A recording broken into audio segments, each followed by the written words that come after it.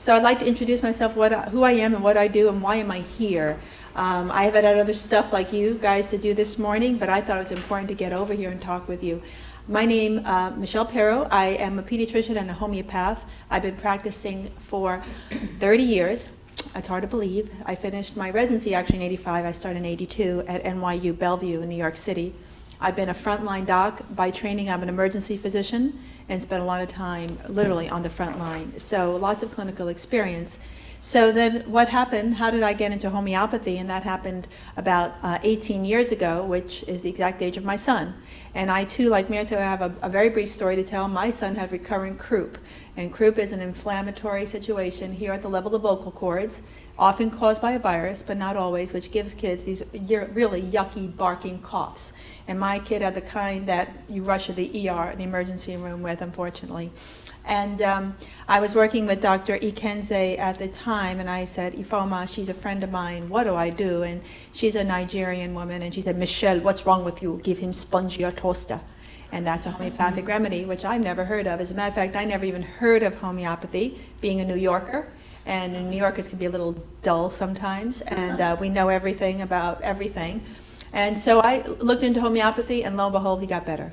And I thought, what on earth is this stuff? And so, henceforth, my journey into homeopathy, and later making it a career. And my son was successfully treated using homeopathy and osteopathy, a combination. And it's a long story, but he did get better. And it wasn't through Western medicine. It was through this integrative medicine. I won't call it alternative. It's not alternative. It's integrative. So normally, the way Mirto and I like to deliver these talks is the 1-2 punch. She gives the science, and I usually follow up with the clinical medicine because I am on the front line, and I have my little practice in Fairfax. But what I thought I would do today is something a bit different. I have some clinical cases to talk about, but rather than bring you cases of people you've never seen, they're my patients, I thought I would allow one of you the opportunity to speak about a kid, a family member, your neighbor, and I would break it down for you right now, how would I approach your kid on this topic. So we're not going to talk about ADHD or some other issues, but really if you have an issue with what you think is an immune system issue, perhaps your child is getting recurrent infections, or you'd like to talk about your kid, I'm happy to do that right now, and I'm going to show you just how I might approach a situation like that. So any taker? So I could retire recurrent coughs. I spent, I think, the past 2 months surrounded by coughing children and their parents. Coughs can linger. So should coughs be lingering that long? A month sounds a long time. And we see these post-viral coughs that do last a long time. And part and parcel is it the effect of what Mirto was talking about, that our immune systems are a bit too vigorous. And they're overreacting, producing so much mucus. And they're so hyper, I call the immune system hyper, that things aren't calming down when they should. And I think we're seeing more of that. Now we know we're seeing more asthma. That is in the literature. There are plenty of studies. I think 20% of children are reported to have asthma right now. So we're seeing other cough-related issues, but this is not asthma. Your son doesn't have asthma, right? No, and my husband had the same virus back in January. He doesn't have the recurrent cough, just myself and my son. So what happens there? So oftentimes there's a hyper-responsiveness of the immune system. Does it mean that the immune system's not working? No, it's working too well, and you're getting too much mucus production. So in the Western model, how would we look at that? Now, the things that I would look at clinically, well, what do I look at? I look at the age of the child. It's a big difference whether her son is 6 months or 6 years or a high schooler. Why does that matter? A 6-month-old immune system is very different. They're a bit immunosuppressed the younger they are than a 6-year-old who should have a pretty robust. He's 3. And he's 3. After 2, your immune system function goes way up, versus, I call it the junior year syndrome in high school. I swear, I see sick junior year students, age 16 and 17. I think they're so stressed out that alters their immunity as well. I'm ready to write a paper on this. So you've got a 3-year-old.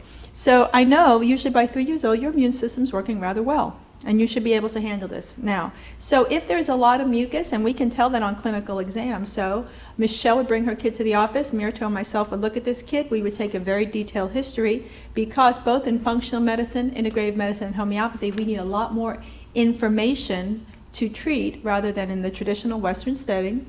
And we would ask all kinds of questions regarding this. Now, in the traditional Western model, or traditional model, there's not a lot to do for this. What the traditional Western medicine is to suppress the cough symptoms, so there's suppression.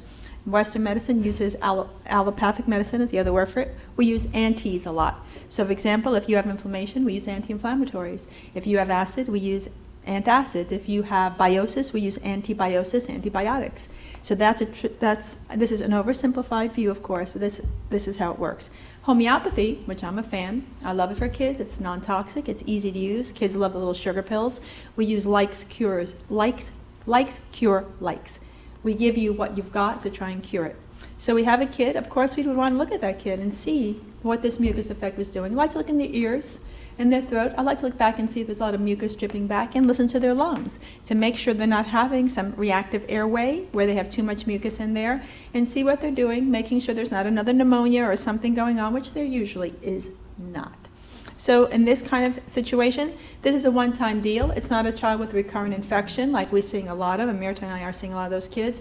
I would probably treat your son just with homeopathic remedies. I give him something similar to what he has to speed the body's healing to get rid of the mucus. Looking at your son, we might choose some remedies. If you don't know what to choose, you can go into Good Earth or Whole Foods or any of your alternative integrative health food stores and get something like Chestol, which is a generic homeopathic cough medicine.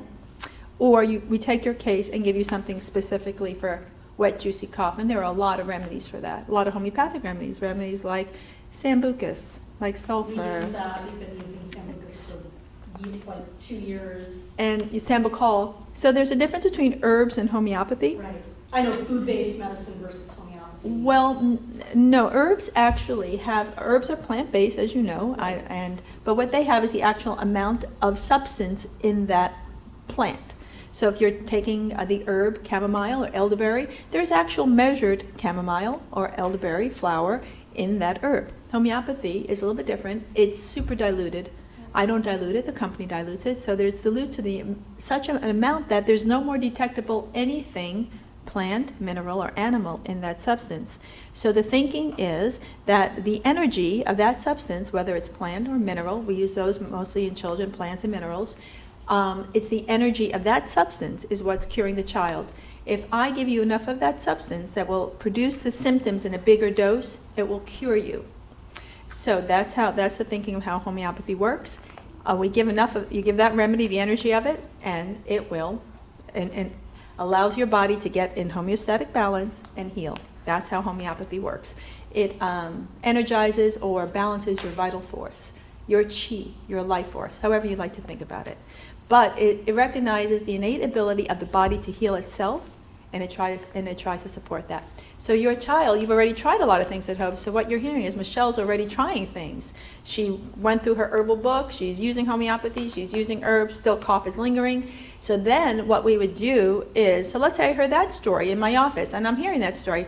Well, Dr. Perro, I've already tried sambucus, I've tried this, I've tried that, I've tried that. So I'd say, well, let's look at the diet. So I would take the mucus-producing foods out of the diet. Take the dairy out. It says and then every mom will say, but he only eats cheese. Done, but he wants his yogurt. He wants his yogurt. He only sleeps on a Milky Baba. I mean, I hear it all. Yeah. So yeah, it's tough. Then I say, well, if they have to have milk, give hemp milk, almond milk, coconut milk if you have to, but take out cow's milk. And then take that out. It's not permanent. Take it out for a few days. Take out cheese. What about doing a half and half? Because, he will recognize the flavor difference. Well, see, this is the issue. If you've tried everything and now we really want to get rid of that cough and we think it's mucus, I say give it a trial of 3 days. And this is really hard to do. And then you might have a kid who's crying at night. And you're saying, Dr. Perro, she doesn't know what she's talking about. Let her come and stay with my crying child all night. It's not easy.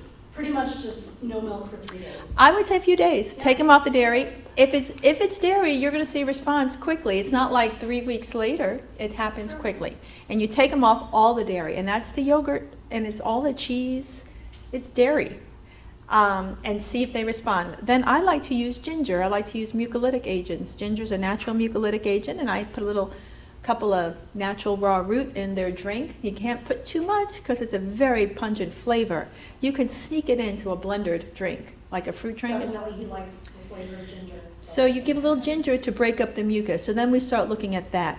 But then if it persists even after that, I'd say, well, Michelle, maybe we have to start looking at your home. Is he dust sensitive? Let's take a further history. Anybody else with allergies in the family? Always on dad's side. It's never mom's side. Dad has everything. So Dad's got allergies. Then we get the dust out, take the stuffed animals off his bed. Okay. Don't, vacuum the carpet with him in the room. Is something else flaring it? You see, it goes in steps. It's sort of like an algorithm. We start simple, and we work we work it further down, and that's how we do it. So a whole mucus cough story, you could see where it can go, and hopefully we stop it quickly and we're done. Not always. In some kids, it's harder and longer, and it's often not easy. Some kids, things persist. And that's what I'm seeing a lot of, where I can't seem to help kids get rid of certain things. Coughs are one, fluid in the ears are another, and that's when I have to really start employing other modalities. And I use a lot of hands-on medicine, osteopathic. And I often combine homeopathic with osteopathic medicine. I am not an osteopath, I refer, with nutritional change. So some kids require the next level up, and we have to start ramping things up. I like to start simply at level 1 and ramp up. But if you told me, gosh, my kid is coughing for 6 months and he's lost 3 pounds, and now then we'd start amped up. That's a different situation, right? That's clinically a different scenario. So much depends on the history.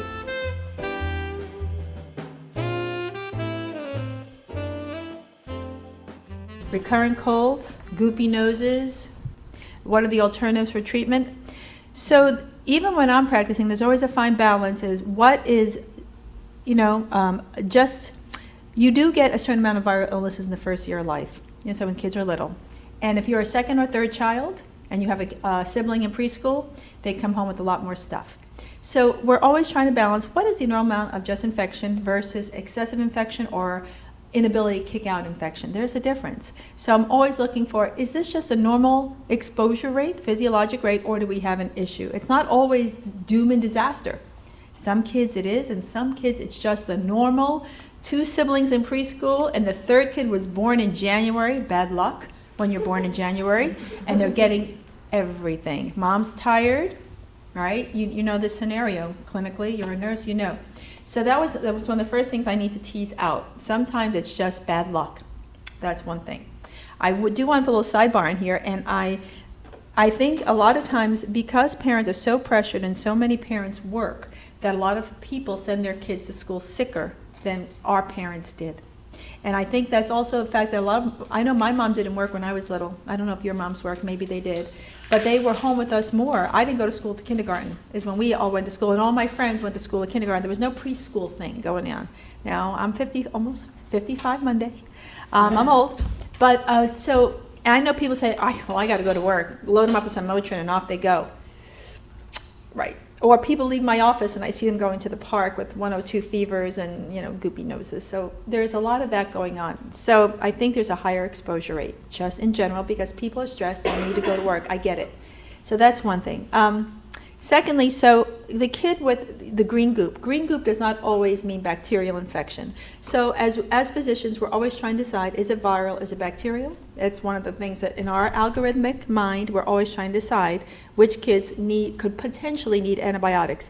Not all bacterial infections need antibiotics, by the way, because now, even, general pediatrician will often have a kid with an ear infection, could be bacteria, waiting to see if the body can heal it itself before we treat with antibiotics, depending on different clinical factors.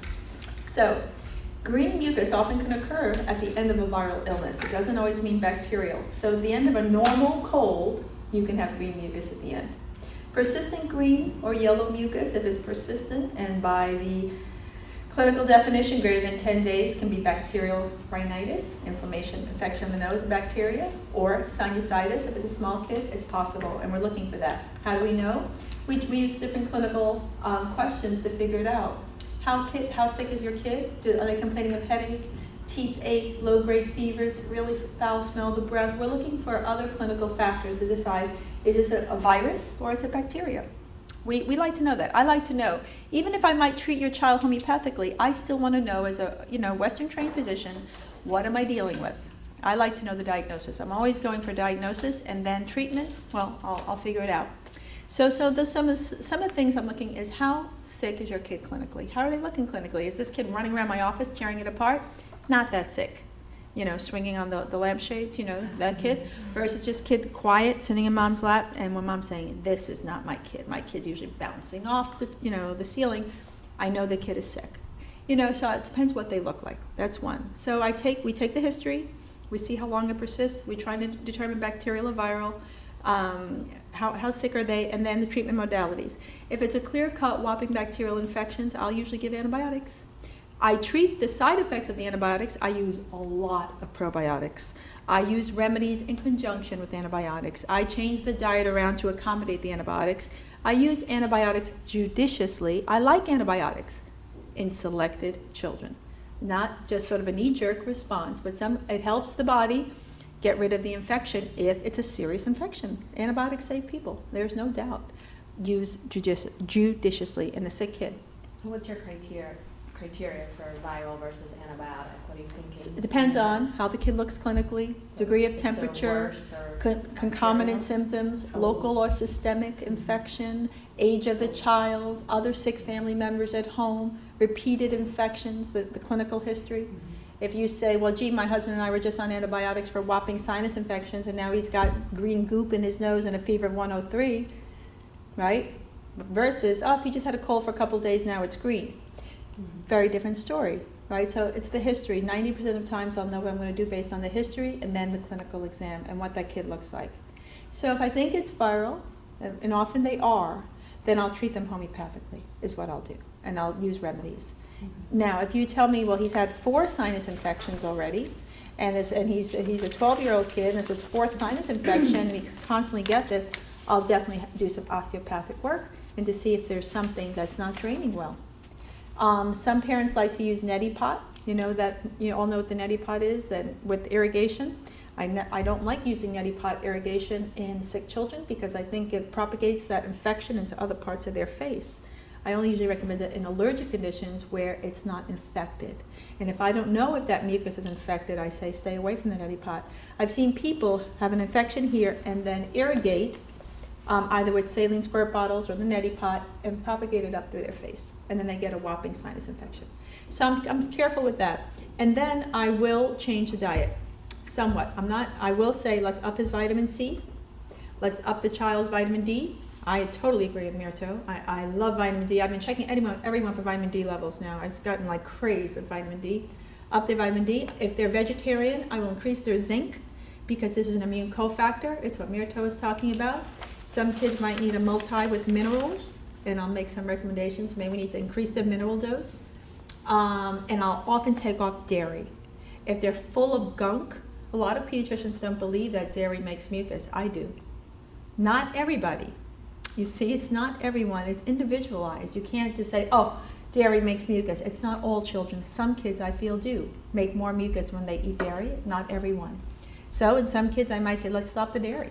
You know, let's try to do some things and see what happens. And then we sort of have to watch and wait and monitor the child, see how they respond. We make a change, see how they respond. Make a change, see how they respond. It's a process. Now, a couple of kids also, I have had pull them out of preschool. It was the preschool. That every illness was coming through the preschool, and I'd say, you need to change preschools or nanny share. Right, it's a good question. I try to underprescribe rather than overprescribe, and I support what Mirto said earlier. Your nutrition should be the source of your well-being. What's in your nutrition, your antioxidants, your vitamins. That's in your good nutrition. Your minerals. Some kids need added support more than others. So once a kid is through the illness, I try to wean them back off. If they're growing well, doing well, they're not sick very often, they don't have other health issues, I take them off the supplements. Even probiotics. I don't keep kids on probiotics forever. If they're normally growing, don't have any digestive issues or other immune dysfunction, I don't keep them on probiotics forever. As a matter of fact, I've been reading a lot about probiotics lately. It's like, oh my gosh, there's so much just to even know about probiotics that I've learned that the kids inherit their probiotic load from their parents, from you. And that's the amount of healthy bacteria that they're born with and they have in their gut. Children can regenerate their good bacteria better than we can. It appears that maybe you might need prolonged courses of probiotics, but not your child. Children often don't. So how often do I do it and how long? If it's a healthy kid, your kid's normally healthy, eventually I'll take them off everything and just have them eat healthily as organic as possible within your financial framework, all organic if possible. Free-range meats, organically fed, organic dairy, organic grains. And so we try to minimize the pesticide, GMO exposure, and see how they do. If your kid's doing well, I don't necessarily supplement them with anything if they're eating well. Now, if your kid's not growing well, has other health issues, then we have to address it. But it's individually based. It's child by child. There's no one size fits all. Regarding this vitamin D issue, I understand what everyone's saying. Is this, is this now a craze? Are we all vitamin D crazy? Is that the answer that we're now seeing? I don't think so. I think the vitamin D issue is real because I've started to check people now. Now, every time I need to do a blood work on somebody, I draw their vitamin D level, and they're low. And I'm not sure whether it's the pesticide issue. How do we know? We don't know. Or is it the sunblock that we're using, that we're slathering on ourselves and our children? I'm not sure. Is it a competition effect? But I'd say I've been boosting vitamin D. I have been. It's a fat-soluble vitamin. So it lives in your fat stores. Hormone. I'll call it vitamin now for sake of what we used to know it as. There are some vitamins that are fat-soluble, some are not. Some you urinate out, and some, like vitamin C, vitamin B, you don't hold on to those, so you need a constant intake. Some are stay in your fat stores. Vitamin D, A, E, and K. So sometimes I worry, are we giving too much vitamin D because it's going to be in the kid's fat? Is there a toxic level? Too much vitamin D. So sometimes I see some people taking 5,000 units of vitamin D. I'm like, I don't know about that. I started to try, it used to be recommended 200, and then as Mirto said, it went up to 400. And so for kids who are having immune issues, I might bump it up to 1,200. I'm a little bit more cautious because I worry about that fat-soluble element. It's not studied. We don't know. We're just finding this out now. This vitamin D issue is relatively new. But then I'm getting results I'm not sure how to interpret. Some kids I have, they're 125, they're 125 levels normal. That's the metabolically active vitamin D in your body. But they're low on the other vitamin D levels. Like, now what does that mean? So I've been seeing all sorts of interesting things that I've having to look for answers on how to treat. So if there's enough, you can do a blood test and see the number. Now sometimes you have to be careful. That's one number in time, It's so sometimes you're just looking at one number at that time at the blood draw. And so, but we use that overall as a reflection of what we think is going on. We add vitamin D in their diet. I like to use probiotics, and we watch them. But that's if a kid who's having issues. If you're not having issues, no, don't do anything. Depends on their overall health. Their overall health is good, they eat well. But then if they are connected to later on onset of depression, autoimmune disease, etc., then I don't know that that's necessarily going to be how it works out. So yeah, it is, a lot of it's new, and I think that I add 1,000 to everybody personally. So I've been adding more to children's diets, yes. Children's diets, you mean through supplements through supplements? Yep, through supplements. It's hard to get that much. Make sure you stock up in the summer by using the sun, which is the way you're supposed to do it. Well, then I've been changing my recommendations about sunblock. I have children being exposed to more sun, and the American Academy of Dermatologists probably shoot me if they saw this. Like, no, the melanoma risk, basal cell carcinoma. So I'm thinking maybe too much sunblock, and maybe the sunblock is toxic because some of the chemicals in the sunblock. And now I've been switching to some zinc oxide sunblock, which is less toxic, and now we're worried about that. Every time we try to make it, I just tell people use less sunblock and have your kid wear a long sleeve and a hat. Use less sunblock unless they're going to really hot climate, like you're traveling.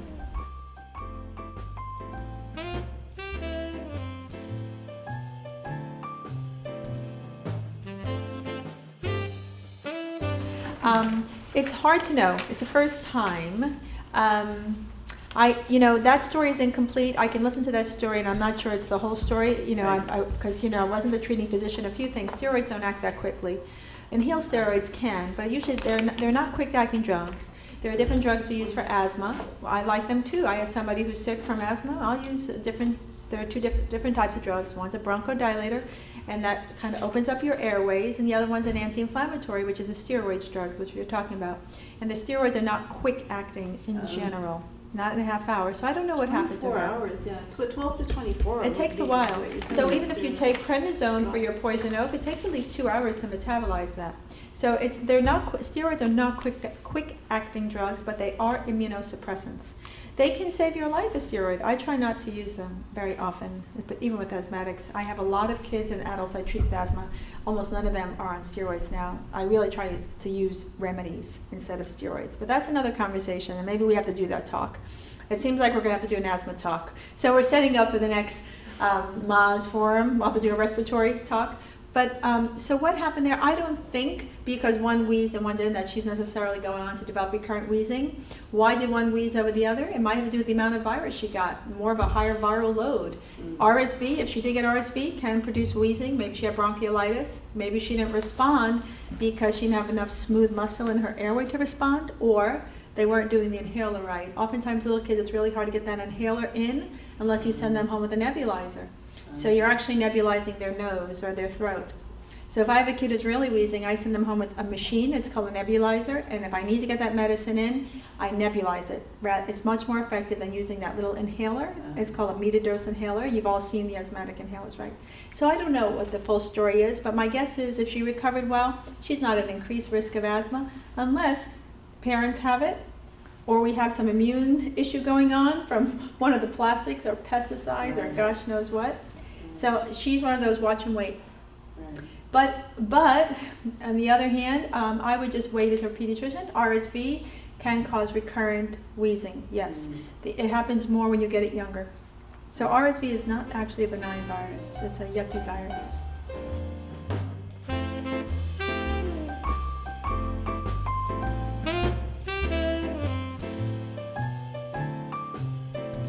If, by definition, if a food, a plant, a little seedling is organic, it does not have pesticides, it is not Roundup ready. Not GMO. Not GMO. So Roundup ready means it's been genetically modified. So if it's organic, it has not been genetically modified. So if you're not sure and you just stick to organic, and it's organic seed and they didn't use pesticides on those little seedlings, then you should be fine and not have little Roundup ready plants.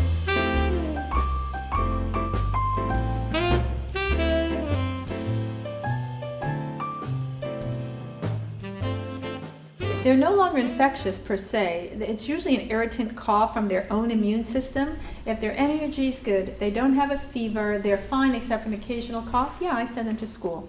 Otherwise, your kid would never go to school if you kept him home with all these illnesses. Yeah, he did miss 2 days of school when we were down and out with the virus. Oh, of course. But yeah, well, then you send them back. Fine. But if the child is laying on the couch and not moving, you're not doing the daycare provider a favor when you send them in that way because they're not going to do any better there. So I'd say, at this point, Michelle can send her kids to school.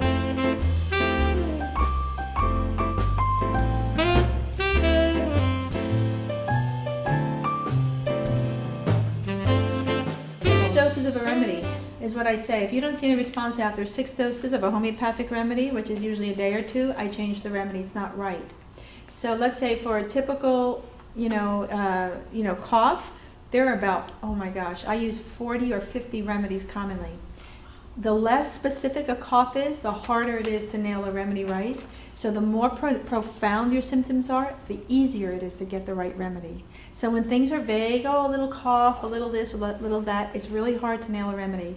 But if somebody has very profound symptoms, they're super sick, 104 fever, they've got junky mucus noise in their lungs, it's much easier to get the right remedy. But often we don't want to get to that point, so I can get you the right remedy. So then we have to switch the remedy. So you want to give them a chance to work, but after 6 doses, no change, I go to the next remedy. I change them.